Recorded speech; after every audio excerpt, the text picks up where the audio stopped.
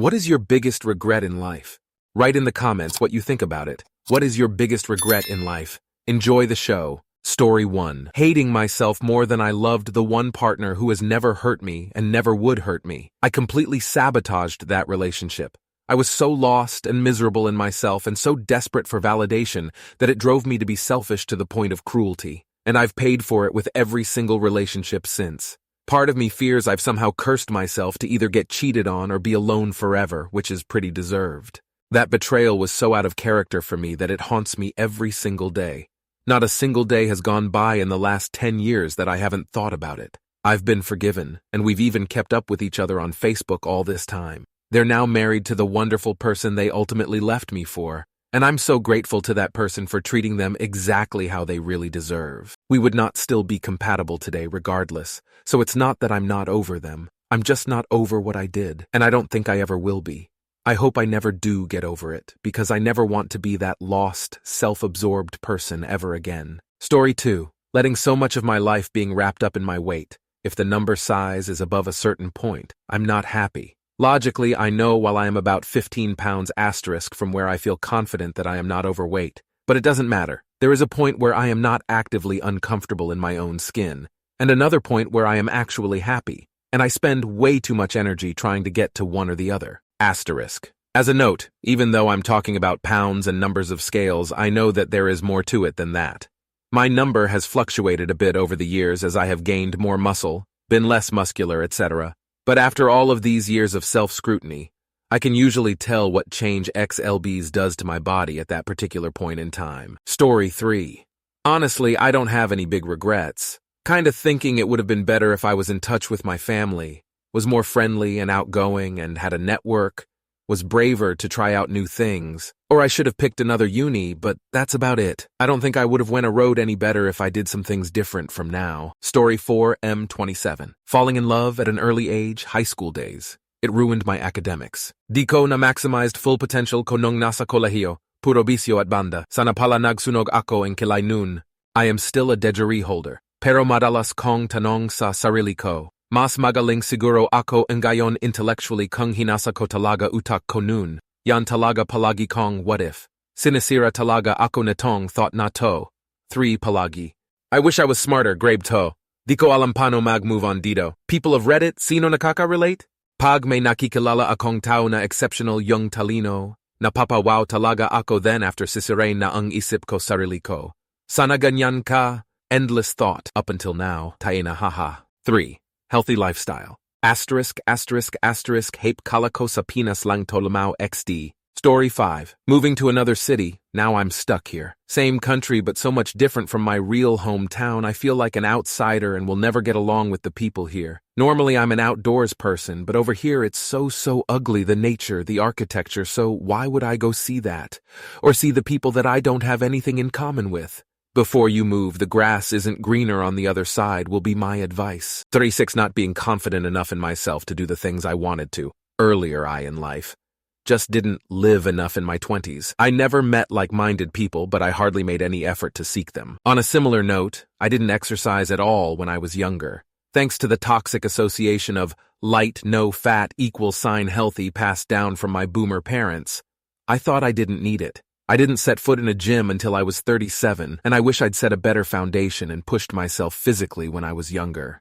I ran my first 5K in under 30 minutes at 39, and I do wonder what I could have achieved in my 20s. Story 7. I might say my biggest regret happened when I was offered a chance to move abroad for an exciting job opportunity right after college. I declined because I was afraid of leaving my comfort zone and starting anew in an unfamiliar place. Over time, I realized that taking that leap could have opened up incredible personal and professional growth opportunities. The fear of the unknown held me back, and it's something I look back on with a sense of what might have been. Story 8. 18 years ago, I went to a restaurant in Pittsburgh on a dinner date. A very humble dude serving us, probably homesick immigrant, talked to me about stuff and missing his family. I responded in a condescending and rude way all of a sudden after listening for a while. His face dropped. Still regret the hurt I caused that day and wish I could find that guy and apologize. If you could read this, man, I'm really sorry for my behavior that evening. Story 9. Rarely pushing myself out of my comfort zone, especially in social situations.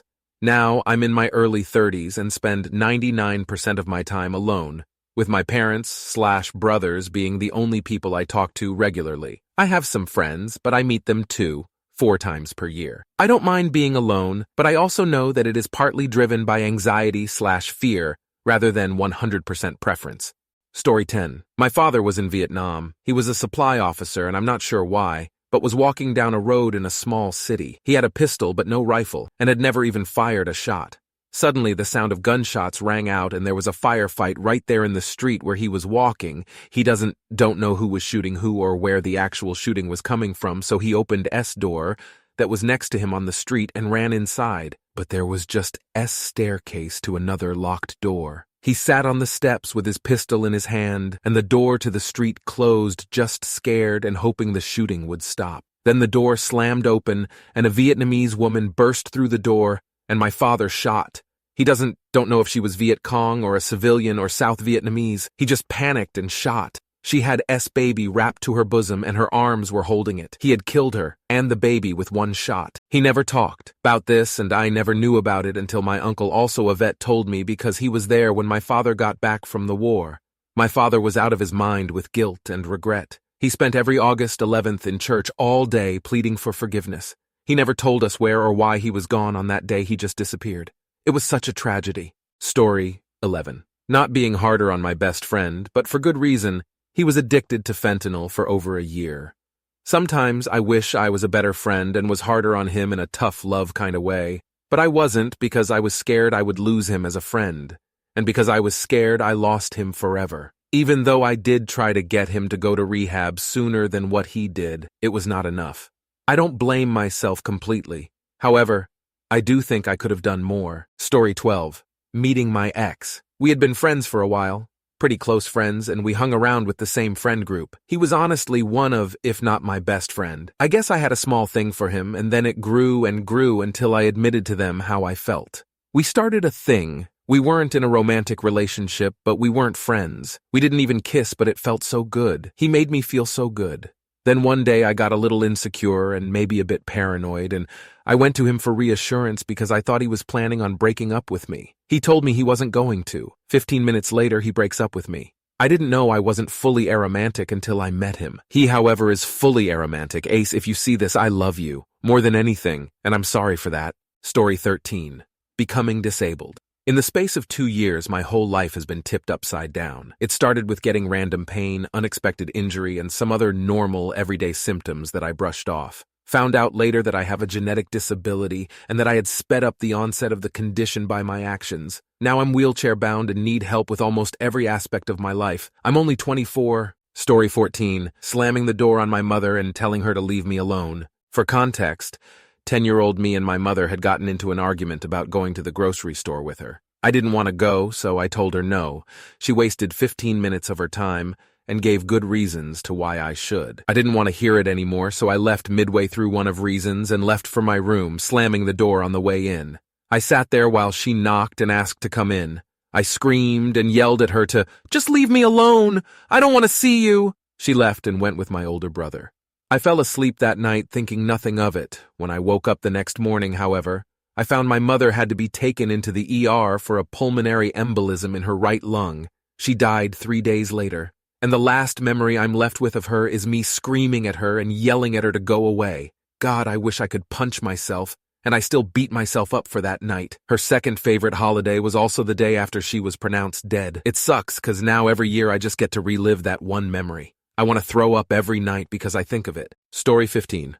Not going with my grandmother to run errands. I'm only young. I still have a lot of my life to live, but as of right now, this is it. It may sound a bit silly, but it'll make sense. I was 14 at the time. My mom was at work, and my dad had left home for his work about a week ago. My mom had told me before she left for work that morning to tidy the house for her, so I was going all out. Scrubbing, dusting, you name it. I don't know why I had all this energy for cleaning that specific day, but I did. At about 3 p.m., my grandma, Nana, pulls into my driveway, and I open the window to talk to her because I had just mopped the floors and she was not about to mess them up. She asked me if I wanted to go into town with her, and I said no.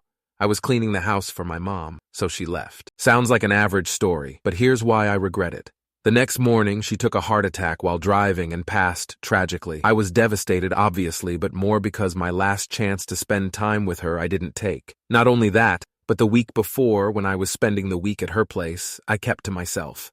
I always think about how much time I could have spent with her in the weeks before she died. It never even occurred to me that something like that could have happened. She never had any severe health issues. She even had her heart checked not long before it happened, so I took that time for granted. I miss her every day, and I try not to take my time with my papa for granted either anymore. Sorry if this is too long. Story 16. I remember listening to stories about my grandmother's life, about being deported to Siberia under Stalin's regime, about her family I've never met, and many more. When I was a teen, I remember thinking I won't be able to remember everything as life goes on, so I should document it, write about it, but I never begun. Grandmother died 2 years ago, and now I will never be able to talk to her. Hurts, and I miss her, but it is what it is. Story 17. I regret not retiring in the military. Didn't realize how good I had it. I didn't realize that it would be the only job I ever had that I actually enjoyed. I only have one close friend that stayed in. He's 3 years away from retirement, and I am now 15 years from mine. We're the same age. He says he's tired of it and sometimes wishes he got out with me, but he doesn't know any other kind of adult life, so he's not sure of what he missed. Truth is, he missed nothing. He has a lovely family, and even with all the hardships of doing 20-plus years in the military, his life has been cleaner and more structured than mine, and I truly envy him. I make more money now than I ever would have if I stayed in. But money only makes life easier. It doesn't do anything for happiness. I'll retire with a better pension than him, but he'll retire with enough youth to do whatever he wants with his. He has time to start a wild new career. I'm stuck in mine, and it will take my remaining good years. It's my only regret. Story 18. I don't know my biggest regret because I have so many, but this is one of them. When I was growing up, we had a housekeeper who had 2 kids while she was working for us. Because she had been with us for so long, she was like family, so her kids were like part of our family as well. They all lived with us. For some strange reason, her kids loved me so much. Sometimes they wouldn't do anything unless I was with them. For instance, their mom could try to feed them, and they would refuse to eat unless I was the one feeding them. I didn't understand why they chose me in a house full of kids, and I hated it so much. I hated them deeply for that. It's like the more I hated them, the more they loved me. 20 years later, I regret it so much.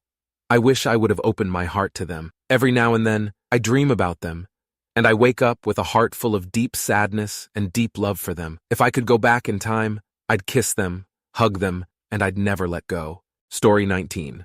Getting into the trades much earlier. Didn't get in until I was 26. Wasted time, money, partying, wasted effort just making small wages. Not fully applying myself after high school, procrastinated, etc. I ended up well off but wasted years, and could have gotten much further a lot quicker. Thanks to the Lord, my better half, and my kids, I turned it all around, and I felt like I finally left Plato's cave. I will still always regret it and try to teach my kids how important it is to become an adult and make wise decisions in your young stages of life. Out of Story 20. Becoming a super zealous right-wing Christian and judging my family and friends harshly through that lens for a number of years. I've been able to broaden my mind since then and stop drinking the Kool-Aid, but I still cringe when I think of what a self-righteous asshole I must have been. Thankfully, I've mended those relationships, but I'm pretty jaded against organized religion at this point. My kids don't even know the most basic Bible stories, and I'm mostly fine with that. Story 21. Cheating on my first love with someone he hated. It is the most despicable thing I have ever done. I guess the only silver lining is it taught me what true selfishness and short-sightedness feels like, and I will never ever fucking hurt someone like that again. We were long distance. It was rough, and we had been on and off. His friend was smooth and, in retrospect, predatory, because he cheated on his girlfriend too. I was young, and it was my first ever relationship. Like literally, not making excuses, just a background and context for my vulnerability. God, I just wanted to be wanted, and I caved in the worst way possible, cried towards the end and after. The one thing I'll say is that I told my boyfriend. He was livid and devastated. I do not know why he ever forgave me. I know they say, once a cheater, always a cheater, but I don't believe that. I will never make the microscopic and compounding and utterly cruel decisions of what it takes to cheat on someone again. It was a life lesson. I'm grateful for that lesson, but it is the biggest regret of my life that I stabbed someone as deeply as I did. There's no way to fix something like that, and I deserve what judgment comes my way. I guess to summarize, my biggest regrets are every action I did that irrevocably shattered people's trust in me. Because I will never fully get it back, and I deserve to live with it. But I owe it to them to grow from it. Story 22. Not spending more time with my dad. We had our issues, but I oved him and he loved us kids too. He died unexpectedly in 2015. I found him dead in his room. I still haven't dealt with the trauma and grief because I wasn't in a good position financially. I had just moved out and had to grind real hard since then. Now that I'm doing a little better, it's hitting me. I let out this visceral cry from the depths of my soul the other week out of nowhere. No one really knows how I feel. Go figure I'd let strangers on Reddit know. Story 23. Took an antibiotic for a possible infection. I never had to begin with that the doctor gave me. Didn't realize the medication was banned in certain countries and has a black box warning. Doc called a week later after I had taken it for 6 days and says I actually didn't have an infection. Antibiotics were never necessary. I now am disabled and have full-body small fiber neuropathy from it, among other things, at 25 years old. It affects my vision, bladder, muscles, walking, etc. Nerve damage all over. Had this for 2 years now. Life is a struggle, unfortunately. Thank you very much for watching. If you liked the video, like it. Be sure to write comments and share your stories.